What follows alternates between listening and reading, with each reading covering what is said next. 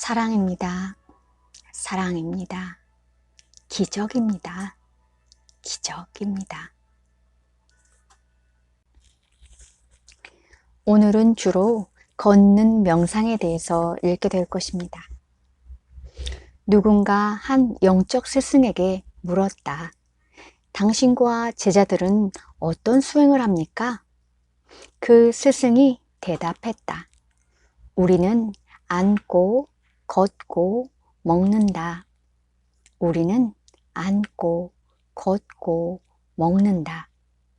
질문한 사람이 말했다.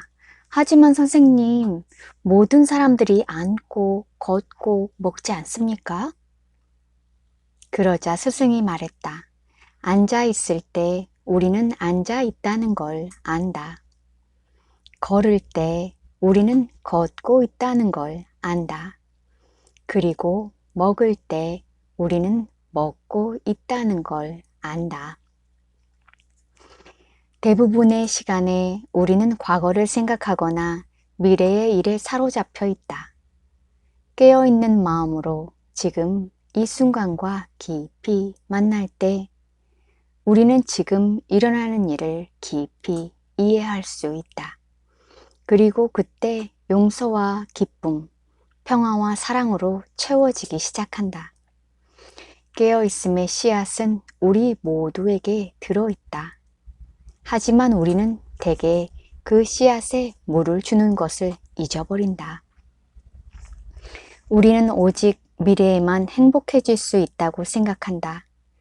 집이나 차를 사고 박사학위를 받는 미래에 우리는 자신의 몸과 마음에 고통을 주면서 지금 당장 얻을 수 있는 평화와 기쁨을 누리지 않는다.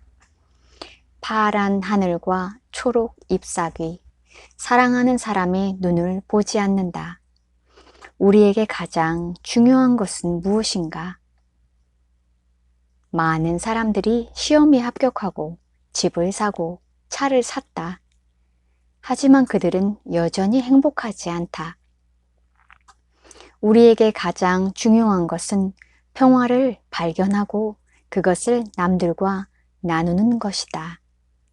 평화를 얻기 위해 그대는 평화롭게 걷는 일에서부터 시작할 수 있다. 모든 것이 그대의 발걸음에 달려있다. 불교에는 아프라니 비타라는 말이 있다. 아프라니 비타, 무심. 그것은 바라는 것이나 목표가 없다는 뜻이다. 아프라니 비타, 무심. 바라는 것이나 목표가 없다는 뜻이다.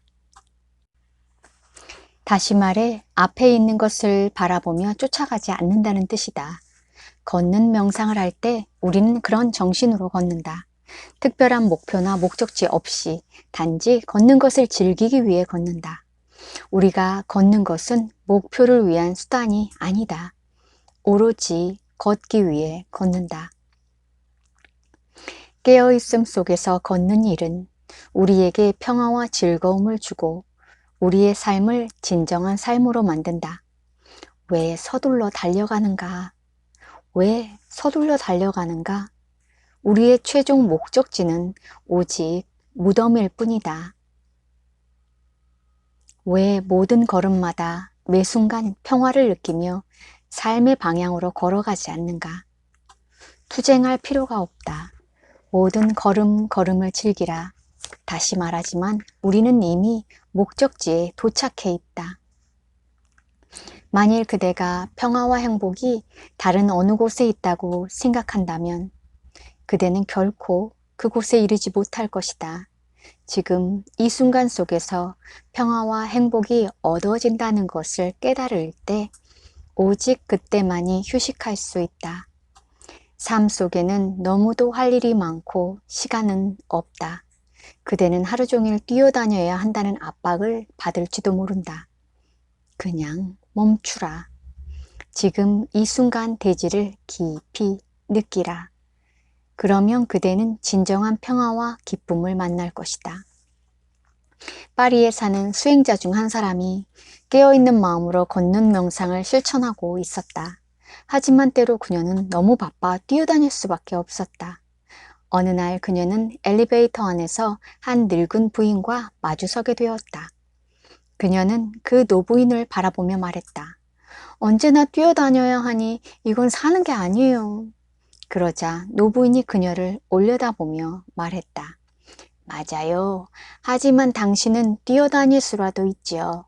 난 뛸 수가 없어요. 너무 늙었거든요. 뛰려다간 자빠지고 말지요. 튼튼한 두 다리를 갖고 있다는 것. 뛸 수 있다는 것은 하나의 행복이다. 그것은 불평할 요소가 아니다. 왜냐하면 어떤 사람들은 뛰고 싶지만 그럴 수가 없기 때문이다.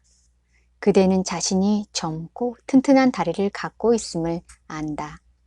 그대의 그러한 자각과 깨어있음이 그대에게 행복을 가져다 줄 수 있다. 숨을 들이쉬면서 나는 안다. 내 두 다리의 튼튼함을. 나는 달릴 수가 있다. 숨을 내쉬면서 나는 미소 짓는다. 늙음 역시 그 나름의 장점을 갖고 있다. 깨어 있을 수 있다면 늙음도 큰 행복을 가져다 줄 수 있다. 왜냐하면 그들은 삶이 얼마나 빨리 지나가는가를 깨닫고 있기 때문이다. 그들은 성숙해 있으며 순간순간을 음미할 줄 안다. 자신들의 좋은 점들을 지혜롭게 인정할 줄도 안다. 그들은 달리지 않지만 조용히 앉아 그들의 삶의 모든 순간을 더 깊이 느낄 수 있다. 젊었을 때의 그대는 산꼭대기에서 세차게 흘러내리는 계곡물과 같다.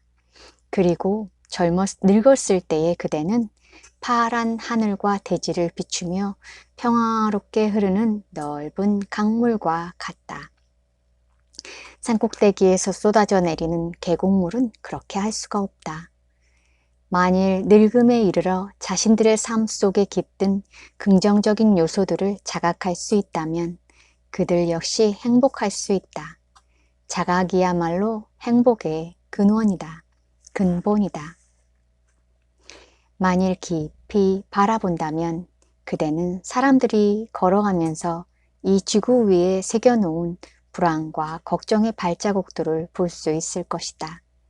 우리의 발걸음은 되게 무겁고 슬픔과 두려움으로 가득 차 있다. 우리는 불안감을 느끼며 우리의 발걸음이 그것을 드러낸다. 세상에는 많은 길이 있다. 어떤 길은 아름다운 나무들이 줄지어 늘어서 있고 또 어떤 길은 향기로운 들판 사이로 구불구불 이어져 있다. 무성한 나뭇잎과 꽃들로 뒤덮인 길도 있다. 하지만 무거운 마음으로 걷는다면 우리는 그 길들의 아름다움을 전혀 느끼지 못할 것이다. 한밤중에 별빛과 달빛은 오직 나무와 잎사귀의 모습을 어렴풋이 보여준다. 하지만 해가 갑자기 비추면 나뭇잎의 초록색이 곧바로 나타난다.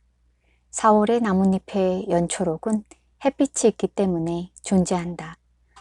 어느 날 나는 숲속에 앉아서 수첩에 이렇게 적었다. 햇빛은 초록색 나뭇잎이다. 초록색 나뭇잎은 햇빛이다. 햇빛은 초록색 나뭇잎과 다르지 않다. 초록색 나뭇잎은 햇빛과 다르지 않다. 걱정과 불안을 떨쳐버리고 싶다면 미소를 지으라. 보일 듯 말 듯한 미소일지라도 그 미소가 입가에 계속 머물게 하라. 그것은 붓다의 미소와 매우 비슷하다. 붓다처럼 걷는 법을 배울 때 그대는 붓다처럼 미소 지을 수 있다. 완전히 변화되고 깨달음을 얻을 때까지 왜 기다려야 하는가? 그대는 바로 지금 잠깐 동안 붓다가 되는 일을 시작할 수 있다. 그대는 바로 지금 잠깐 동안 붓다가 되는 일을 시작할 수 있다.